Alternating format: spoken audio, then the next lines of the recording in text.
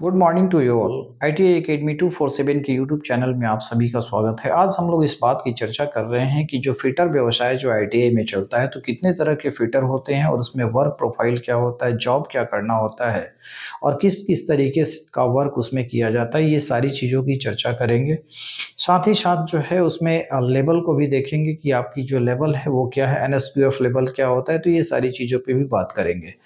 तो ITI में जो है यानी कि इंडस्ट्रियल ट्रेनिंग इंस्टीट्यूट औद्योगिक प्रशिक्षण संस्थान में जो एक ट्रेड होता है फिटर, जो कि इंजीनियरिंग ट्रेड है। Engineering that means engineering trade दो भागों में बांटा गया है। पूरे ITI के ट्रेड को दो भागों में बांटा गया है, एक इंजीनियरिंग और दूसरा नॉन इंजीनियरिंग। तो ITI में जो फिटर व्यवसाय है या फिटर ट्रेड है वो इंजीनियरिंग ट्रेड में आता है। इसमें जो है टेक्नोलॉजी इन्वॉल्व होती है, इसलिए इसको जो है आपका इंजीनियरिंग में रखा गया है। ठीक है, अब ये NSQF लेवल 5 क्या है, इस पे हम लोग बात कर लेते हैं।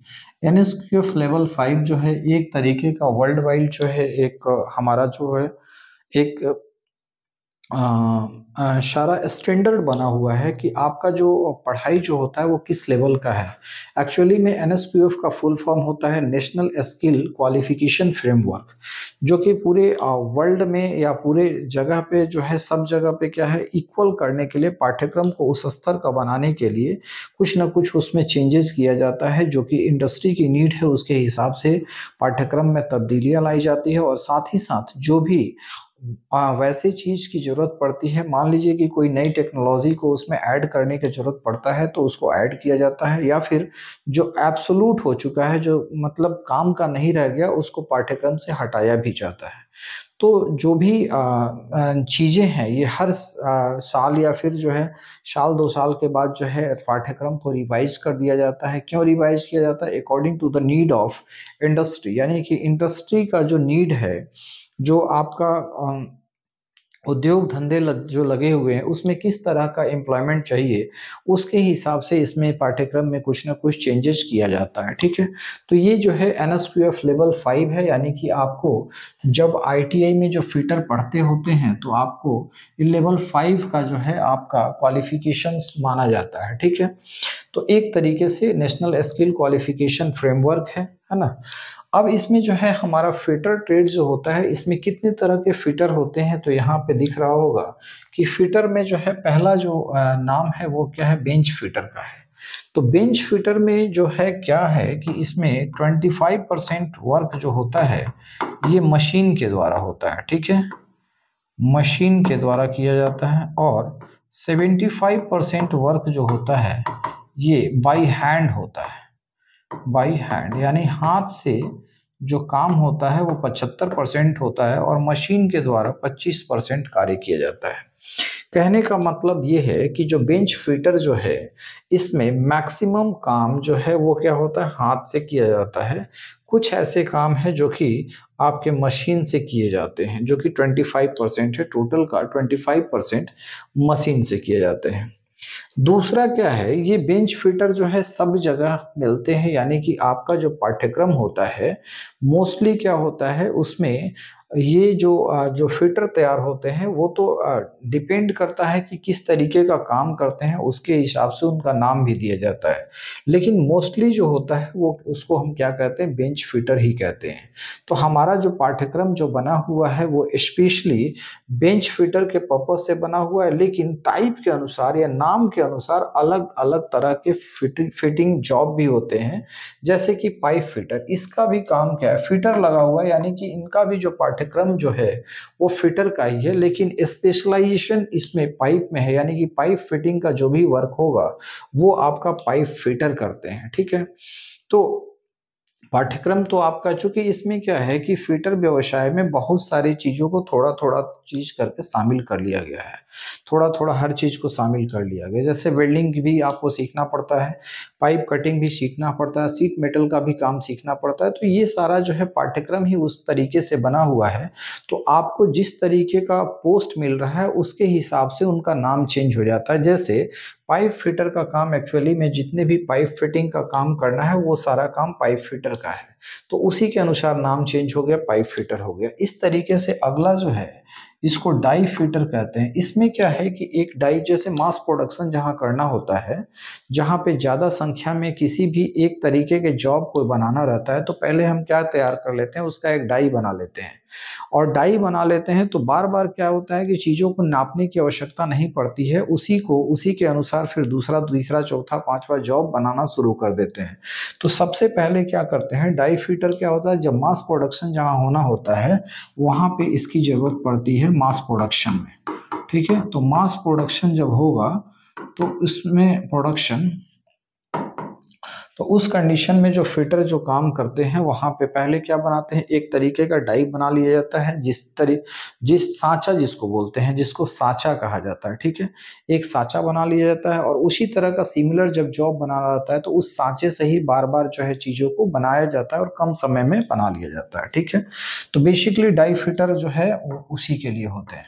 अब वर्क के अनुसार बहुत सारे फिटर ऐसे भी हैं, जैसे कि मैराइन जो वर्क करते हैं उसको मैराइन फिटर भी कहते हैं। ठीक है, टरबाइन का जो काम करते हैं उसको टरबाइन फिटर कहते हैं। तो हर तरीके से स्पेशलाइज किसी को अगर नाम दे दिया गया है तो उसी से उसका जो है जॉब प्रोफाइल एक जो है उसका नाम दे दिया गया है। टरबाइन फिटर हो गया, फिर से जो है मैरिन फिटर हो गया। तो मैरिन फिटर बेसिकली जितने भी जो वैसे जो जहाज वगैरह पे जो काम करते हैं, पानी के जहाज या बाकी जो है उस तरीके का कुछ भी अगर चीज करना रहता है तो वहां पे उसकी जरूरत पड़ती है। ठीक है, अब अगला है जो मेंटेनेंस फीटर। मेंटेनेंस फीटर में बेसिकली काम क्या होता है कि मेंटेनेंस का वर्क होता है। आपका कोई भी जैसे मशीन हो गया, कोई खराब हो गया, कोई पार्ट पुर्जा उसका अगर किसी भी तरीके से वियर एंड टियर हो गया तो उसको ठीक करके फिर से उसको मेंटेन करके और फिर से जो है उस मशीन को चलाना, ये सब काम मेंटेनेंस फिटर का है। तो मैक्सिमम जगह पे जो है आपका जो भी प्रोडक्शन लाइन है, जहाँ पे जिस इंडस्ट्री में प्रोडक्शन होता है वहाँ पे मेंटेनेंस फिटर का जॉब होता ही है। क्यों होता है, क्योंकि बहुत सारी मशीनरी होती है और बार बार उसको क्या करना पड़ता है, मेंटेन करना पड़ता है। कहीं स्लैकनेस हो गया, कभी जो है कोई पार्ट पुर्जा ढीला हो गया है, कोई पार्ट पुर्जा टूट फूट गया, तो उसमें जो है बना के फिर से जो है लगाने का ये सारा काम जो है काम किसका होता है, मेंटेनेंस फिटर का होता है। अगला क्या है, बहुत सारे जो है कल पुर्जों या पार्ट पुर्जों को जोड़ के एक जो है आपका असेंबली फिटर। जैसे मान लो कि बहुत सारे जो पुर्जे हैं, किसी भी मशीन में बहुत सारे पुर्जे हैं, तो सारे पुर्जों को जब जोड़ना है तो उसका काम जो है असेंबली फिटर करते हैं। तो जॉब प्रोफाइल के अनुसार जो है हर जो नाम जो है अलग अलग दिया गया है बेसिकली, लेकिन सबका सिलेबस और सबका जो है सबकी पढ़ाई क्या होती है, बिल्कुल सिमिलर होती है। थोड़ा बहुत जो है स्पेशलाइजेशन इसलिए हो पाता है ताकि मान लीजिए कि किसी को आपको जो है डाई का काम मिला है, तो डाई में वो स्पेशलाइज्ड हो जाएगा तो उसका नाम क्या हो जाएगा, डाई फिटर हो जाएगा। कोई मेरीन में जो है काम कर रहा है तो वहां पे उसका मेरीन फिटर हो जाएगा। ठीक है, उसी तरीके से जो है और कोई टरबाइन में काम कर रहा है तो उसको हम टरबाइन फिटर कहते हैं। तो इस तरीके से जॉब प्रोफाइल के अनुसार जो है नाम जो है थोड़ा सा चेंजेस हो सकता है। इसके अलावा भी बहुत सारे नाम जो है दिए गए हैं फिटर में, यानी कि फिटर के लिए जो है जितने भी ये जो दिख रहे हैं, इसके अलावा भी बहुत सारे जो है जॉब के अनुसार उनका नाम जो है चेंजेस होता रहता है। लेकिन सारा क्या है, सभी के लिए बेसिक चीजें क्या है, सब सेम चीज सिखाई जाती है, यानी कि सिलेबस में करीब करीब जो है सारी चीजें सेम होती है। अब फिटर व्यवसाय में आपको सीखना क्या होता है, जानना क्या होता है, इसको भी थोड़ा सा हम लोग एक बार समझ ले, यानी कि थोड़ा सा बेसिक नॉलेज हम लोग को लेना जरूरी है। फिटर व्यवसाय में जो है सबसे पहले तो आपका जो टूल्स, जितने भी तरीके के टूल्स होते हैं, हैंड टूल्स होते हैं, उन सारे टूल्स के बारे में पढ़ना रहता है। इसके बाद जो मेजरिंग इंस्ट्रूमेंट्स होते हैं उसके बारे में पढ़ना रहता है। प्रिसीजन इंस्ट्रूमेंट्स जो होते हैं उसके बारे में पढ़ना रहता है। फिर इसके बाद बहुत सारा जो सेक्शन जिसमें जो है वेल्डिंग का सेक्शन है उसको पढ़ना पड़ता है। सीट मेटल वर्कर्स का जो है सेक्शन है उसको पढ़ना पड़ता है। तो ये इस तरीके से भारी मशीन में जैसे लेथ मशीन पढ़ना पड़ता है, सीएनसी पढ़ना पड़ता है, ड्रिल मशीन पढ़ना पड़ता है, डिफरेंट टाइप ऑफ ड्रिल्स होता है वो पढ़ना पड़ता है। तो जो है बाकी सिलेबस थोड़ा सा जो है लंबा चौड़ा है और इस सिलेबस में जो है आपको सारी चीज़ें करीब करीब जो है पढ़ाई जाती है। और अच्छे तरीके से जो है अगर किन्हीं ने पूरे सिलेबस की किन्हीं किन्हीं के पास जानकारी है तो समझिए कि उनका जॉब जो है निश्चित हो जाता है, चूँकि बहुत सारे ऐसे जॉब होते हैं जो कि टेक्नोलॉजी जो आपका सिलेबस है अगर वो पूरा कंप्लीट करके जाते हैं तो बहुत सारे ऐसे गवर्नमेंट जॉब भी है जो प्राप्त कर सकते हैं, आसानी से प्राप्त कर सकते हैं। इसके बाद जो है आपकी पूछ प्राइवेट सेक्टर में भी होती है, इंडस्ट्री में भी होती है, जो अच्छे नॉलेज वाले लोगों की हर जगह पे ज़रूरत होती है, पूछ होती है। तो आप कोशिश ये करें कि अपना सिलेबस ढंग से पूरा करें और चीज़ों को अच्छे से पढ़ें, ठीक है? अब ये इसमें जो है कुछ और चीज़ें मैं जोड़ना चाहूँगा कि जो जैसे 10th आपने जो है फिटर व्यवसाय से आप 10th के बाद जो है आपने आईटीआई फिटर से कर लिया जो कि 2 साल का कोर्स होता है। फर्स्ट ईयर में जो है उसका सिलेबस अलग है, सेकंड ईयर का सिलेबस अलग है।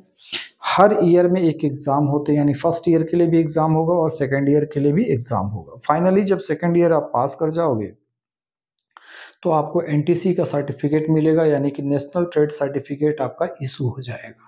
वो एससीबीटी और एनसीबीटी दोनों से होता है, यानी कि जो है अगर एनसीबीटी का होगा, अगर ट्रेड चलता है एनसीबीटी में फिटर चल रहा है तो एनसीबीटी का सर्टिफिकेट मिलेगा। अगर स्टेट स्पॉन्सर्ड है यानी स्टेट अगर उसको कर रही है तो एससीबीटी का सर्टिफिकेट मिलेगा। तो ये तमाम चीज़ें आपको होती हैं।